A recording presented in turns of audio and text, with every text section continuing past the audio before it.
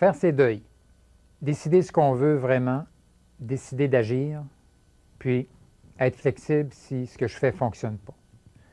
Voilà à peu près résumé la démarche pour progresser dans un changement. La troisième étape de la transition psychologique, c'est la réorientation. Ici, le changement il est accepté, il est intégré. Il y en a même qui vont voir les avantages du changement, ce qui est souvent impossible aux phases précédentes alors qu'on est plus en contact avec les pertes, avec la confusion. Il y a des personnes qui vont passer à travers les 2 premières phases, mais qui vont geler à la troisième. Pourquoi? Parce qu'elles requièrent de se comporter d'une nouvelle façon. Et ça met à l'épreuve notre sentiment de compétence.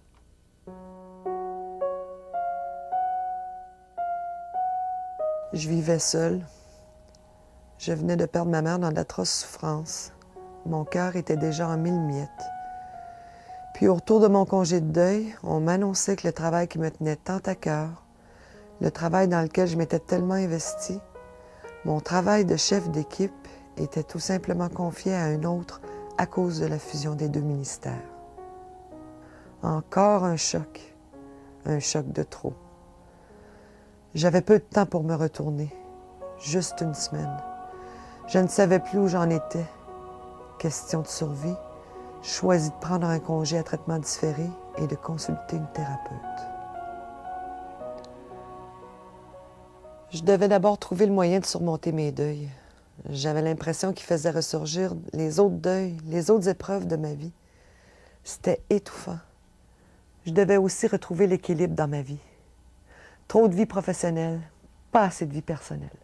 Le changement dans l'organisation m'amenait à remettre ma façon de vivre en question.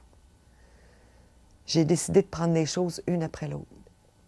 J'ai lâché prise.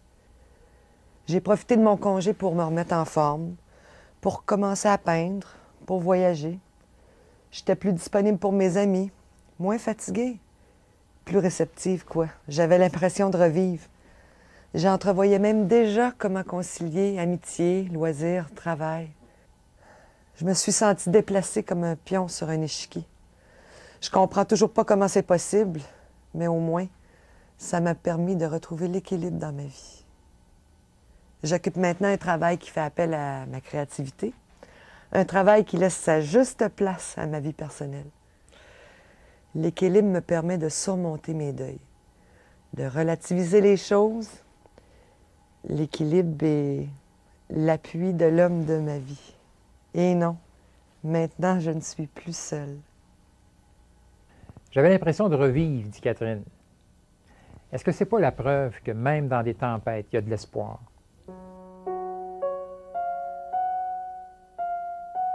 J'ai vécu des choses très difficiles et de nombreux deuils en si peu de temps. Le décès de ma grande sœur, la deuxième de mes sœurs emportée par le cancer, une relation amoureuse drainante, la maladie, le départ de mon patron avec qui j'avais une très belle complicité. Puis, après mon congé de maladie, un retour au travail déstabilisant puisqu'on m'offrait un emploi avec moins de responsabilités qui ne faisait pas appel à toutes mes compétences. Pendant mon congé de maladie, j'ai découvert que je n'étais pas atteinte du cancer, mais que c'était le stress qui avait causé tous mes malaises physiques. Je me suis ouverte à mes amis et j'ai consulté un psychologue pour mieux traverser mes deuils. Enfin, je me suis inscrite à un concours pour m'aider à trouver un nouvel emploi. J'ai appris à mieux gérer mes émotions et j'ai appris aussi à traverser les épreuves difficiles de la vie. Je suis devenue plus sûre de moi. Je sais ce que je veux, je sais ce qui me convient et je suis déterminée à cheminer dans cette voie. Je ne veux plus revivre un moment de stress aussi intense et retomber malade. Le résultat du concours auquel j'avais participé est arrivé et j'avais réussi. J'ai obtenu une belle promotion qui, au fil du temps, m'a conduite vers un emploi qui me convient vraiment, un beau défi, une belle équipe. Les relations humaines sont importantes pour moi. Je peux dire qu'actuellement, avec mon nouveau patron, j'ai une belle complicité. J'ai mis fin à cette relation amoureuse qui me minait tant. Et peu de temps après, j'ai rencontré mon âme sœur. Je suis pas mal plus sereine pour traverser mes deuils. Je n'interprète plus le moindre symptôme physique comme le signe évident d'une maladie grave. Je suis moins fataliste. j'ai quitté le chemin de Damas. Bien sûr, j'ai touché le fond. Mais mon séjour au fond du puits m'a rendue plus forte. Et si ces crises nous donnaient l'occasion de recontacter nos valeurs, de faire du ménage dans ce qui est important pour soi, finalement de mieux investir son temps?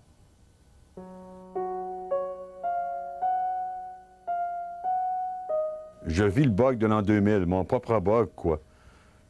Je suis gestionnaire et une grande partie de mes employés sont occasionnels. C'est l'année des concours réservés, un moment de grande tension, d'intense fébrilité. J'essaie de mobiliser mon personnel, mais cela est mal perçu par les employés et la situation dégénère. Je suis remis en question. Mon patron me demande ce que je veux faire dans la vie. Le choc passé, je réfléchis. C'est très clair pour moi. Je veux être gestionnaire. J'ai accepté d'être entre parenthèses pendant un moment. Mais j'ai jamais baissé les bras. J'ai découvert que j'avais une grande capacité d'adaptation. On m'avait confié un mandat en attendant, je l'ai mené à bien.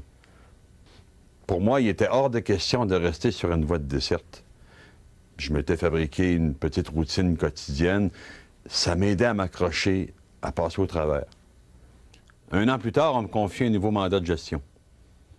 Enfin, j'entretiens une bonne relation avec mes employés, mais je ne m'investis plus émotionnellement comme avant. J'ai réalisé qu'il n'y avait pas que le travail qui permet de se valoriser dans la vie. Je m'occupe maintenant du club de hockey de mon fils. Je ne vois plus ce qui m'est arrivé comme un échec. J'ai choisi de tourner la page. Pour moi, ma famille est importante, ma santé, mon équilibre. La réorientation, elle implique des nouvelles connaissances, des nouvelles habiletés, des nouvelles valeurs parfois, des nouvelles attitudes, une nouvelle identité finalement. On s'est refait une identité qui incorpore les changements. C'est sa zone de confort qu'on retrouve progressivement ici, sa sécurité, son efficacité. Par exemple, Catherine est à l'aise maintenant dans son nouveau travail. Elle constate qu'elle peut même y exercer sa créativité. Elle apprécie aussi l'espace qu'elle peut donner à sa vie personnelle. Louise s'est habituée à une nouvelle équipe. Elle sent même la complicité avec son nouveau patron. En plus, elle a rencontré l'âme sœur. Julien, comme il l'a dit, il est confortable dans son nouveau mandat de gestionnaire. Les avez entendus, tous les trois ont retiré une expérience de ces changements qu'ils n'avaient pas avant.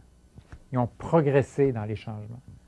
Tous les trois parlent maintenant d'un équilibre précieux à préserver entre leur vie au travail et leur vie personnelle. Ils ont très bien illustré, chacun à leur manière, qu'on ne peut peut-être pas toujours contrôler ce qui arrive, mais qu'on peut travailler sur notre façon d'y réagir puis de l'interpréter aussi. Puis il y a des personnes qui ont aussi des croyances qu'on aurait intérêt à développer dans les changements puis qui les aident à traverser les changements importants et à donner un sens à ce qui leur arrive.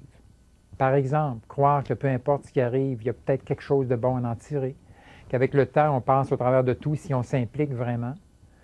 Croire que si on veut, on peut. Croire qu'on trouve toujours les ressources pour passer à travers n'importe quelle épreuve, que rien n'arrive pour rien. En fait, ces croyances-là aident à sortir du sentiment malsain d'être victime.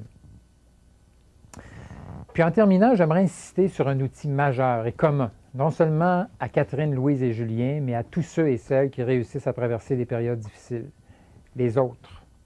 Que ce soit dans leur vie privée ou au travail, tous ceux qui s'en sortent le mieux soulignent l'importance des autres afin d'obtenir de l'aide, du soutien, de l'encouragement. Le fait d'entendre des gens significatifs nous encourager a toujours un impact considérable sur notre état d'esprit. Le fait aussi de pouvoir se confier à des gens aide à voir clair. Encore faut-il savoir utiliser les ressources existantes. Et il y en a. La famille, certains compagnons de travail, les gens qui nous reconnaissent et qui nous aiment, les amis intimes. Puis parfois, il faut aussi avoir recours, puis pourquoi pas, à des personnes ressources, à des gens à l'extérieur, à des professionnels de l'aide, au programme d'aide aux employés. Mais pour ça, il faut être capable d'afficher ses besoins, pas feindre d'être au-dessus de tout quand c'est pas vrai. Il faut savoir demander le soutien dont on a besoin. Il faut le voir aussi lorsqu'il est offert et savoir recevoir l'aide, prendre ce que les autres nous donnent.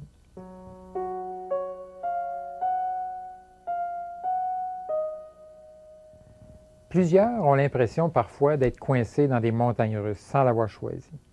Il n'y a pas grand-chose d'agréable dans ça. Mais face à cette situation-là, on a 3 choix. Ou bien on résiste, on se raidit, on se tend, on crie, on pleure, ce qui finalement est bien humain. Ou bien on démissionne, on déprime, on abandonne, on se laisse balloter, on se laisse secouer sans réaction. Ou bien on décide d'accepter l'inévitable de la situation, de faire corps avec la voiture dans laquelle on est monté, d'avoir confiance qu'on va arriver à bon port et de s'engager dans les virages en même temps que son véhicule.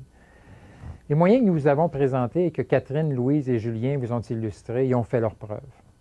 Ils permettent de vaincre l'illusion de ne pas avoir le choix et de faire de l'adaptation au changement une mission possible. Comme le dit Louise, j'ai peut-être touché le fond, mais ça m'a rendue plus forte.